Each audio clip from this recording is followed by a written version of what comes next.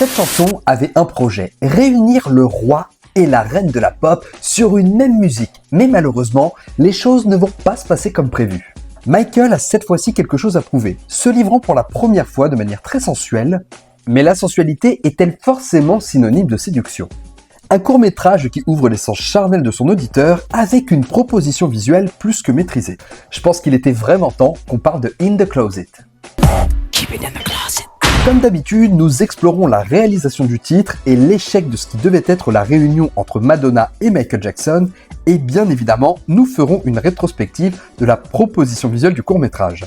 Mais pour commencer, je vous propose de revenir sur la genèse du titre et de la véritable relation entre Michael Jackson et Madonna.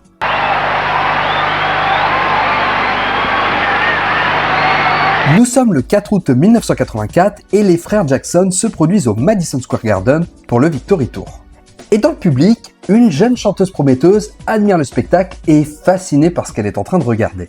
Madonna n'hésite pas d'ailleurs à rendre hommage à Michael Jackson lors de ses spectacles en mélangeant une prestation avec Like a Virgin et quelques clins d'œil à Billie Jean.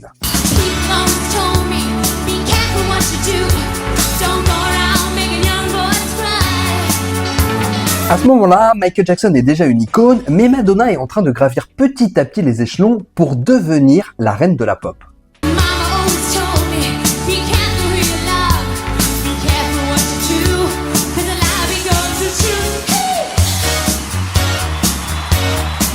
Ils s'affichent ensemble le 25 mars 1991 lors de la 63e cérémonie des Academy Awards.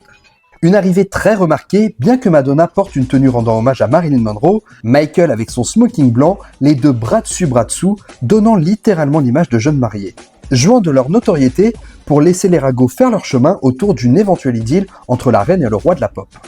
Et autant vous dire qu'à ce moment-là, tous les voyants étaient au vert pour envisager une collaboration entre les deux artistes. Car voir s'unir Michael Jackson et Madonna sur le même titre est forcément le fantasme ultime du moment. Mais pour l'heure, revenons un peu en studio. Michael Jackson travaille en collaboration avec le producteur Teddy Riley sur la conception de son prochain album Dangerous. Lors d'une des sessions, Michael sort son magnétophone à Teddy Riley pour lui faire écouter les prises vocales sur une idée de chanson, racontant l'histoire de deux amants obligés de se cacher pour vivre une idylle. Mais Michael ne s'arrête pas là car il confie à Teddy Riley qu'il veut donner à cette chanson un propos plutôt charnel et très intime. L'artiste ne faisant plus partie des témoins de Jéhovah à cette époque, il sait qu'il peut s'autoriser cette sortie de route sans risquer d'être accablé par le propos du morceau. Et à cette époque, niveau communication, Michael Jackson adorait jouer avec le scandale, un petit peu comme il l'avait fait pour le clip de Black or White.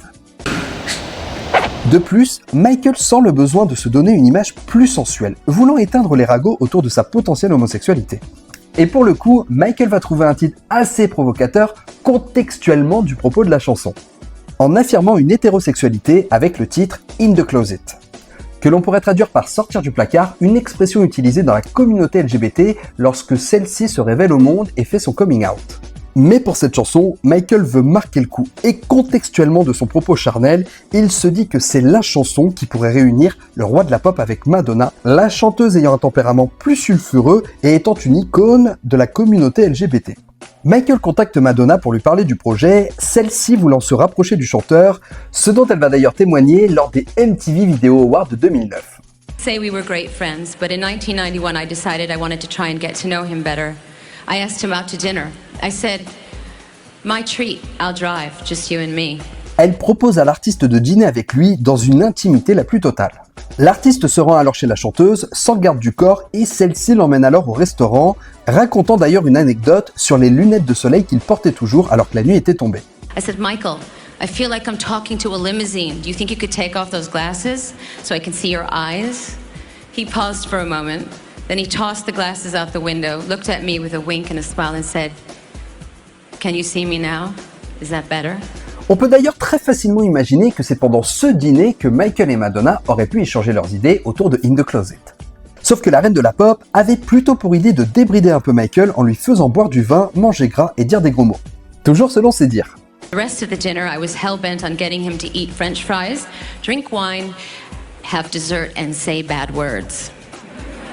Things he never seemed to allow himself to do. En fin de soirée, les deux artistes de retour au domicile de la chanteuse décident de regarder un film ensemble, toujours de manière platonique. Cependant, Madonna va révéler quelques années plus tard dans l'émission de James Corden Carpool Karaoke qu'elle a finalement réussi à embrasser le chanteur et très langoureusement. Did you kiss? Of course. No. Of course. You and Michael Jackson. Yeah, tongue in mouth kissing. I did not know that. I did not know that. Et j'insiste sur le fait que tout ce que je vous raconte là n'engage que Madonna. You or Michael Jackson? Who leans in? Well, I did, if you want to know the truth, because he's a little bit shy. Yeah. Concernant le titre In the Closet, Madonna veut imposer ses idées et aller plus loin dans son propos sulfureux. Seulement, les idées de la chanteuse sont jugées beaucoup trop provocantes par Michael. Mais celle-ci, lassée de voir toutes ses idées mises de côté, elle décide finalement de se désolidariser du projet. C'est ce qu'elle raconte en 1992 dans son interview avec Jonathan Ross. He played me a bit of music. It was a very unfinished track, and he said that he wanted to call the song In the Closet.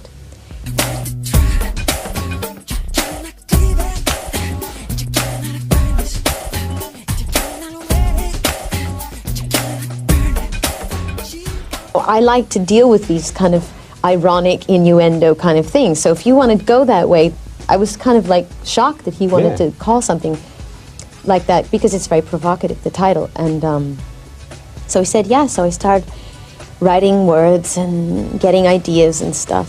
And I presented them to him and he didn't like them. De son côté, Michael Jackson a toujours indiqué que Madonna n'avait tout simplement pas aimé le morceau et avait très vite refusé de participer.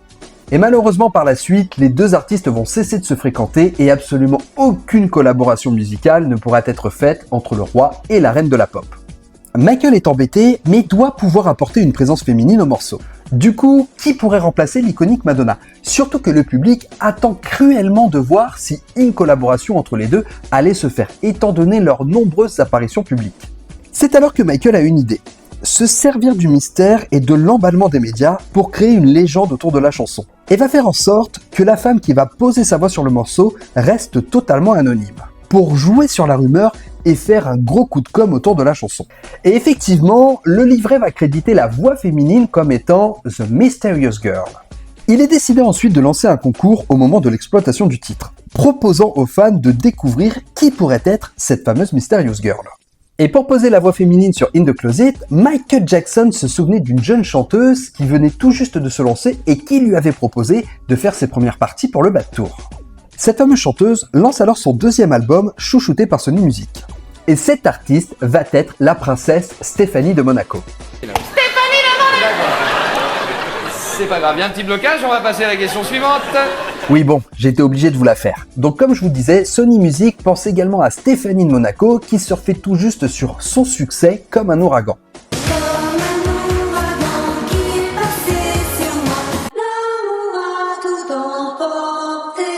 La princesse se rend à Los Angeles pour enregistrer ses parties vocales et signe un contrat de confidentialité indiquant qu'elle n'avait pas le droit de révéler sa présence sur le titre tant que le concours n'était pas terminé. Sauf qu'en réalité, ce concours, il n'aura jamais lieu. Oh, damn. Malgré tout, le crédit édité sur le livret de l'album reste inchangé et le secret de la Mysterious Girl va être gardé pendant un bon moment.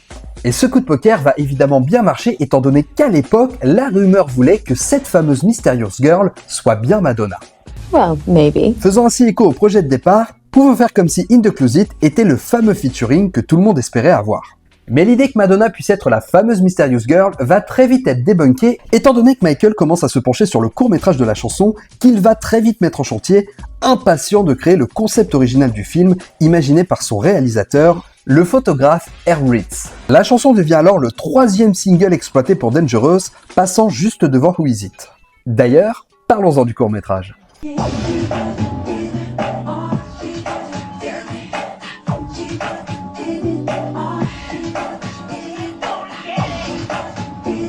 Nous avions déjà évoqué le fait que sur la période Dangerous, Michael s'entoure beaucoup des collaborateurs de ses frangins et particulièrement de Janet. Le photographe Herb Ritts ayant déjà réalisé le clip de Janet Jackson, Love We Never Do, sorti en 1990.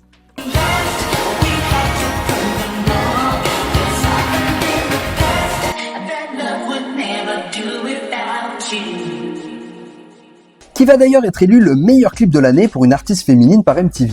Celui-ci garde le concept pour l'adapter à In the Closet. Michael devient ainsi le bel et faible à Marcel Blanc. Quant à la jeune femme censée vivre cette idylle secrète avec Michael, c'est le célèbre mannequin Naomi Campbell qui est castée. Naomi Campbell va d'ailleurs réenregistrer les parties vocales de Mysterious Girl uniquement pour le clip vidéo. There's something I have to say to you. If you promise, you'll understand. L'équipe se rend dans une hacienda près de Salton Sea en Californie pour le tournage. Rien n'est laissé au hasard. Le look de Michael Jackson est retravaillé sur le concept d'un précédent shooting que Michael avait fait avec le photographe et qui avait d'ailleurs servi de pochette pour le titre Remember the Time. Mais malgré l'engouement que Michael a autour des idées de Air Ritz, le tournage va être extrêmement difficile pour lui. Michael ayant des difficultés à rester trop longtemps au soleil dû à ses problèmes de peau raccourcissant les sessions de répétition pour pouvoir tourner rapidement. Et lorsque la musique se lance, Michael cherche à être le plus sensuel possible. Naomi se laisse prendre au jeu de la séduction alors que celui-ci semble plus centré sur sa prestation, comme si pour lui, le mannequin n'était qu'un simple accessoire de sa chorégraphie.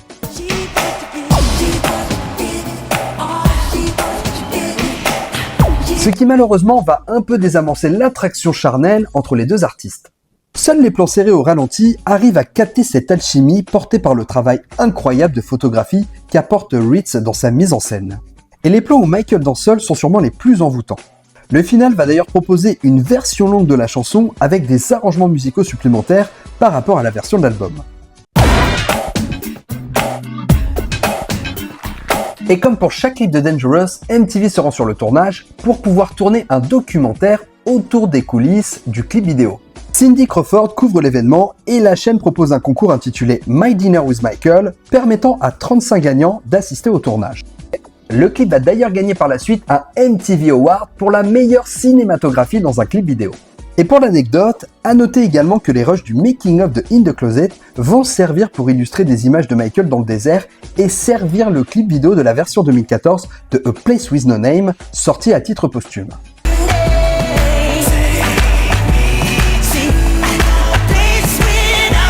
Et côté prestations scéniques, il faudra attendre le History Tour pour voir quelques brides de la chanson In the Closet.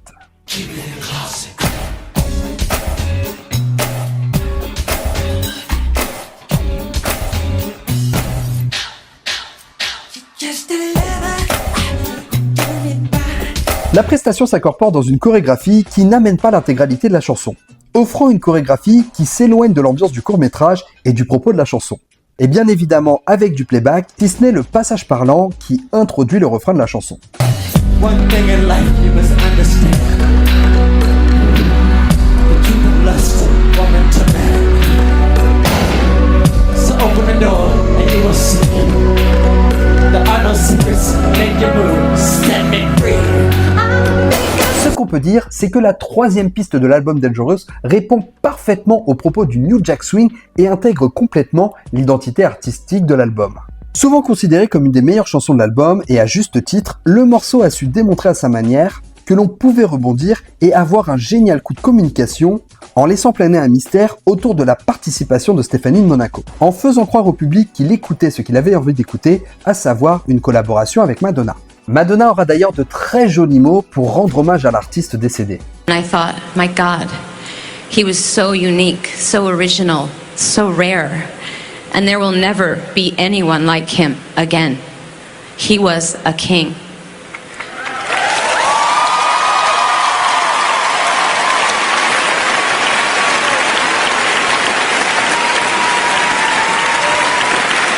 Lui rendant hommage avec un certain élan d'humilité que j'ai toujours trouvé assez touchant, reconnaissant l'abandon de Michael dans le milieu, ne cherchant pas à se dédouaner de sa propre responsabilité. Elle a d'ailleurs continué à lui rendre hommage l'année dernière pendant sa tournée.